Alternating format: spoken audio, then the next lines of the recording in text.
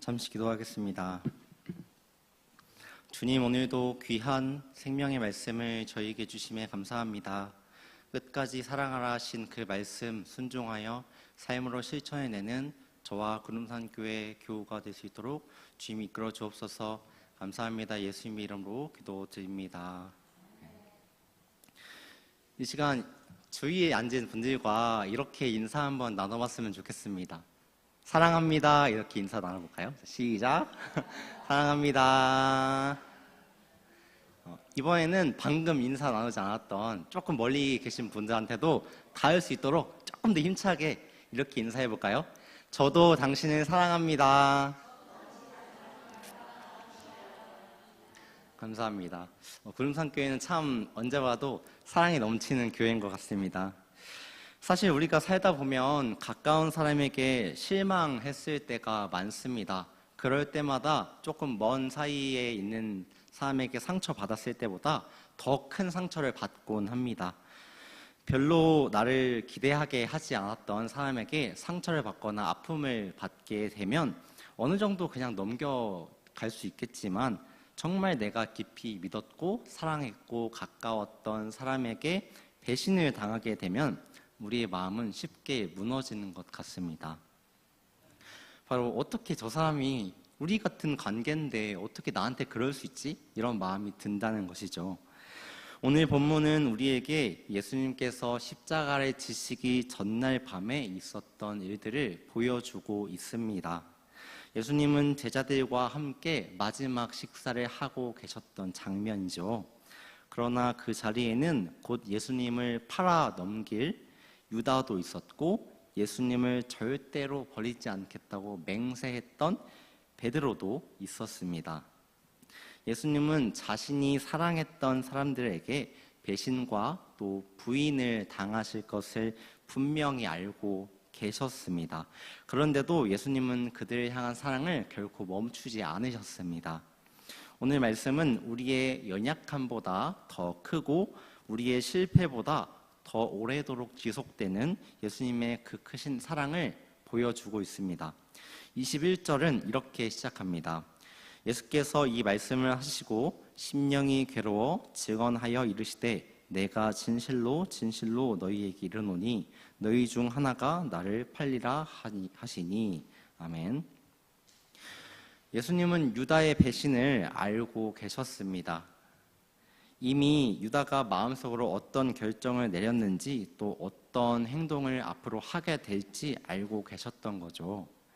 예수님은 아무것도 모르신 채 갑자기 배신을 당했던 상황이 아니었습니다. 모든 것을 이미 알고 계셨던 겁니다. 그런데 오늘 말씀은 예수님께서 마음이 괴로우셨다고 말하고 있습니다. 예수님은 유다가 단순히 자신을 배신할 악한 사람으로만 바라본 것이 아니었습니다. 오랫동안 함께 걸었고 식사 자리를 함께 했으며 말씀을 가르치고 정말 너무나도 사랑했던 제자였기 때문에 마음을 아파하셨던 것입니다. 예수님은 유다에게 떡 한 조각을 적셔서 주시는 장면을 우리가 볼 수 있습니다. 당시 식사를 하면서 떡을 건네준다는 것은 정말 깊은 친밀함과 호의를 나타내는 행동입니다. 유다가 배신할 것을 이미 알고 계셨지만 예수님께서는 마지막 순간까지도 유다를 향한 그 크신 사랑을 직접 보여주셨던 거죠. 우리도 때로는 유다와 같은 모습을 보일 때가 있는 것 같습니다. 입으로는 예수님을 정말 깊이 있게 믿고 신앙한다고 하면서도 실제 우리의 삶의 선택에서는 유다와 같이 예수님보다 돈과 성공 그리고 인정과 욕심 등을 더 중요하게 여길 수도 있습니다. 예배의 자리에 이렇게 앉아 있으면서 사실은 마음이 하나님에게서 멀리 떨어져 있을 수도 있는 것입니다. 우리가 겉으로는 신앙생활을 잘하는 것처럼 보여질 수 있지만 사실 마음속에서는 하나님보다 나의 계획과 나의 욕심을 더 붙잡을 때가 또한 있는 것 같습니다. 사람에게 들키지 않으면 괜찮겠지 하며 생각하고 또 정직하지 않은 선택을 쉽게 하게 될 수도 있죠. 그러나 예수님은 우리의 겉모습만 보는 분이 아니십니다. 아무에게도 말하지 못한 마음, 그리고 숨기고 싶은 마음들, 반복되는 죄와 상처들까지도 모두 알고 계신 분입니다. 그런데 놀라운 것은 예수님께서 그런 우리의 삶의 모습을 보시고도 당장 멀리하거나 선에 긋지 않으신다는 것입니다. 우리를 돌아오게 하기 위해서 여전히 말씀하시고 기다리고 계시고 또 사랑의 마음을 건네고 계십니다. 중요한 것은 예수님께서 우리의 모든 것을 알고 계시다는 사실을 우리가 두려워해야 되는 것이 아니라 그 사랑 앞에서 우리가 조금 더 정직하게 나아가야 한다는 것입니다. 숨긴 것이 우리의 삶에 많아질수록 우리의 마음은 점차 하나님으로부터 멀어질 수밖에 없습니다. 그러나 자신의 모습과 죄를 인정하고 예수님 앞에 나아갈 때 우리의 삶의 회복과 신앙의 회복은 시작될 것입니다. 유다가 밖으로 나간 후 예수님은 제자들에게 말씀하십니다. 34절의 말씀입니다. 새 계명을 너희에게 주노니 서로 사랑하라. 내가 너희를 사랑한 것 같이 너희도 서로 사랑하라. 아멘. 예수님은 제자들에게 단순히 너희 싸우지 말고 사이좋게 지내야 된다 이렇게 말씀하신 것이 아닙니다.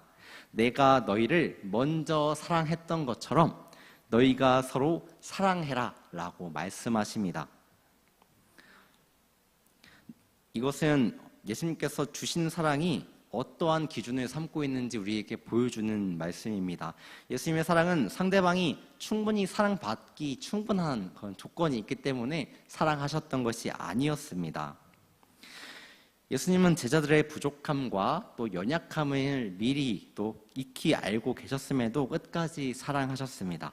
자신을 부인할 사람과 또 배신할 사람, 또 십자가 앞에서 도망칠 사람들 모두까지도 알고도 끝까지 사랑하셨던 것이죠. 우리의 사랑은 때로는 조건이 붙을 때가 많은 것 같습니다. 나를 이해해주는 사람일수록, 또 나와 잘 맞는 사람일수록, 또 나에게 친절한 사람일수록 우리가 사랑하기 쉬운 것 같습니다. 하지만 나를 불편하게 하거나 조금이라도 실망을 준 사람, 또는 생각이 다르거나 성격이 맞지 않는 사람은 사랑하기가 사실 쉽지 않습니다. 청년의 시기에는 특히 다양한 관계를 경험하게 됩니다.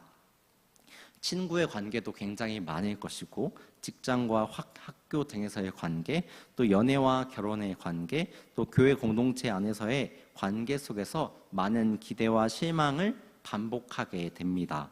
처음에는 좋은 마음으로 분명 시작했건만 작은 말 한마디가 쌓여서 관계가 점차 멀어지기도 합니다.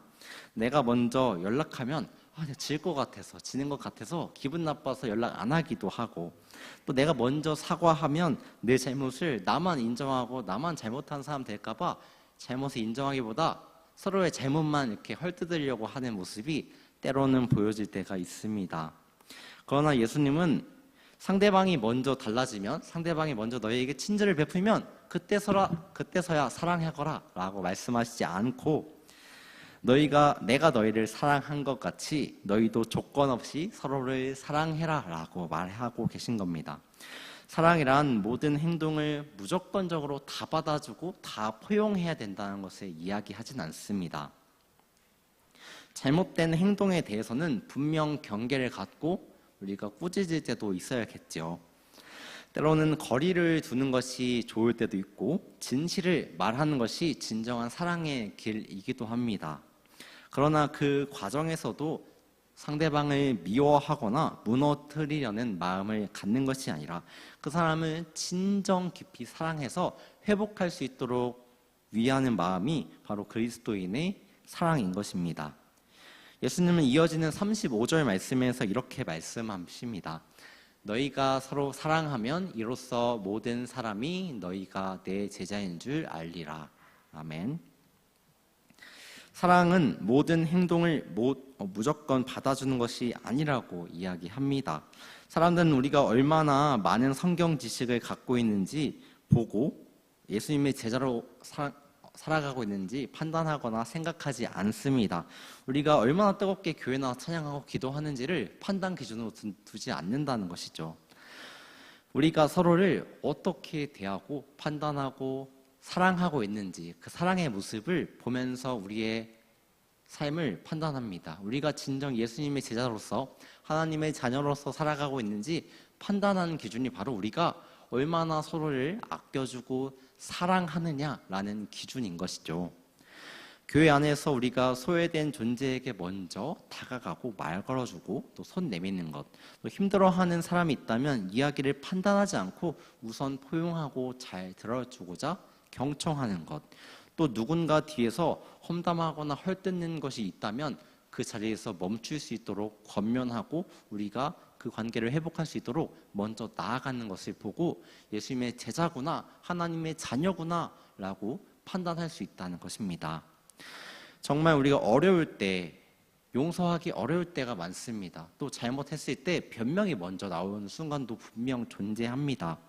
그럴 때 용서하기 어려울지라도 그 사람을 위해서 기도하는 마음, 잘못했을 때 변명하기보다 내가 잘못했습니다라고 잘못을 고백하고 주님 앞에 회개하며 나아가는 그런 정직한 마음이 중요하다라는 것입니다. 이러한 작은 사랑의 행동, 실천 하나하나가 모일 때 세상은 예수님을 다시 바라볼 수 있을 것입니다. 예수님의 말씀을 들은 베드로는 예수님께 이렇게 묻습니다. 주님, 어디로 가십니까? 예수님께서 지금은 자신을 따라올 수 없지만 후에는 따라오게 될 것이라고 말씀하시자 베드로는 자신 있게 대답했습니다. 주님, 내가 지금은 어찌하여 따라갈 수 없습니까? 나는 주님을 위해서 내 목숨을 버리고 어디든지 무조건 따라갈 수 있습니다라고 자신 있게 고백했습니다. 이 고백을 할 때 베드로의 말과 고백은 전혀 거짓말이 아니었습니다. 정말 자신 있는 고백이었고 내 목숨 주님을 위해서 못 바칠 것이 없다라고 당당하게 얘기했던 것이죠. 그 순간 베드로는 예수님을 진정으로 사랑했고 그렇기 때문에 그 사랑을 위해서 목숨까지 버릴 수 있다고 고백했습니다. 그러나 예수님은 베드로에게 말씀하십니다. 너가 나를 위하여 목숨을 버리겠느냐? 진실로 진실로 너에게 이르노니 닭이 울기 전에 너가 3번 나를 부인하리라. 베드로는 자신의 마음을 굳게 믿고 의심조차 하지 않았던 것 같습니다. 그러나 예수님은 베드로의 연약한 모습 또한 다 알고 계셨습니다. 베드로는 예수님을 분명히 깊이 사랑했지만 두려움 앞에서 자신도 모르게 무너져 내릴 존재였던 거죠. 우리도 베드로처럼 자신감 있게 고백할 때가 많습니다. 하나님, 이제부터는 정말 제 삶 달라지겠습니다. 바뀌고요. 교회도 열심히 다니고 헌신하고 매일 기도하고 제가 진짜 말씀도 읽고 다 하겠습니다라고 자신 있게 고백할 때가 많습니다. 그래서 다시는 제가 예전에 지었던 죄도 안 짓고 잘못도 안 짓고 실수도 반복하지 않겠습니다라고 고백을 하고 합니다. 우리의 마음이 뜨거울 땐 그런 고백을 쉽게 하게 되는 것 같습니다. 하지만 시간이 지나면 어떻게 될까요? 또 비슷한 실수를 하게 되고 또 비슷한 이유로 흔들리고 또 넘어지게 되는 것이 우리의 삶인 것 같습니다. 기도하겠다고 결심했지만 며칠 지나지 않아서 기도를 멈추게 되고 말씀을 읽겠다고 다짐했건만 바쁘다는 이유로 여러 가지 이유로 말씀을 다시 가까이 하지 못하게 될 것입니다. 이렇게 살아갈 때 우리는 자신에게 실망할 수 있습니다. 나는 왜 이렇게 결단하고 고백하고 기도하는데도 왜 변하지가 않을까? 왜 이 정도밖에 되지 않을까? 실망하게 될 것입니다. 그래서 나는 진짜 믿음이 부족한가? 나는 안 될 사람인가? 이렇게 이야기하기도 쉬울 것입니다. 하지만 베드로의 실패가 그의 이야기의 끝이 아니었던 것처럼 예수님은 베드로가 자신을 부인할 것을 알면서도 제자로 부르시는 것을 후회하지 않으셨던 겁니다.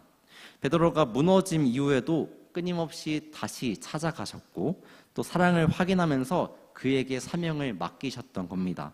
신앙이란 우리가 얼마나 강한 결심을 가지고 있느냐가 중요한 판단 기준이 아닙니다. 내가 예수님을 얼마나 단단하고 오랫동안 붙잡고 있었냐가 아니라 예수님이 나를 붙잡고 계시고 그 사랑은 끝까지 변하지 않는다는 것이 핵심입니다. 우리의 결심은 쉽게 흔들릴 수 있습니다. 하지만 우리를 향한 주님의 사랑은 흔들리지 않는 것입니다. 우리의 믿음은 쉽게 약해질 수 있지만 예수님의 은혜는 결코 사라지지 않습니다. 우리가 넘어졌을 때 필요한 것은 자신을 정죄하며 쉽게 숨어버리는 것이 아니라 다시 예수님께 끊임없이 돌아가고자 노력하는 것입니다. 오늘 본문에는 세 가지의 모습을 등장시키고 있습니다. 첫 번째는 예수님을 배신하고 어둠 속으로 나아간 유다의 모습이 있었고, 자신만만하게 고백했지만 결국 무너졌던 베드로의 모습도 있었습니다. 그리고 그 모든 것을 알고도 끝까지 제자들을 사랑하는 마음을 변치 않았던 예수님의 모습도 우리가 살펴보았습니다. 어쩌면 우리 안에도 유다와 베드로와 같은 모습이 함께 존재할지도 모르겠습니다. 때로는 욕심 때문에 예수님을 뒷전으로 삼을지도 모릅니다. 또 때로는 두려움 때문에 우리의 믿음을 뒤로 숨기고 세상과 나의 선택을 하게 될지도 모릅니다. 예수님을 사랑한다고 말하면서도 실제 삶에서는 예수님을 사랑하는 그 모습을 우리가 행하지 못할 때가 많은 것이죠. 그러나 우리가 바라봐야 될 것은 오늘 나왔던 유다의 모습도 베드로의 모습도 아닌 예수님처럼 끝까지 그 어두운 모습들, 그 이면을 알고도 변하지 않는 사랑을 실천하는 모습입니다. 우리가 넘어질 것을 알고도 포기하지 않으셨던 그 사랑, 또 우리가 예수님께서 우리를 사랑하셨던 것처럼 서로 사랑하라고 말씀하셨던 그 사랑을 우리가 본받아야 합니다. 사랑하는 구름산교회 교회 여러분, 이번 한 주 동안도 우리의 관계를 돌아봤으면 좋겠습니다. 내가 혹시 외면하고 있거나 놓친 사람은 없는지, 또 미움과 서운함만 계속 붙잡고 있지는 않은지, 우리가 사랑해야 한다는 것을 알고 있지만 자존심 때문에 먼저 다가가고 있지 못한 지체가 있지는 않은지요. 또한 자신의 연약함 때문에 하나님에게서 멀어지고 있다고 느껴진다면 그것을 돌이켜 봐야 합니다. 실패했다면 숨지 말고 주님께 다시 나아가야 합니다. 예수님의 사랑은 우리의 실패보다 분명히 큰 것입니다. 예수님께서 우리를 사랑하셨던 것처럼 우리가 서로를 사랑하며 우리의 말과 행동을 통해 예수님의 제자임을 드러내는 우리 모두가 되길 소망합니다. 우리의 결심이 아니라 끝까지 우리를 붙드시는 예수님의 은혜를 의지하며 살아가기를 주님의 이름으로 축복합니다. 이 시간 함께 찬양하고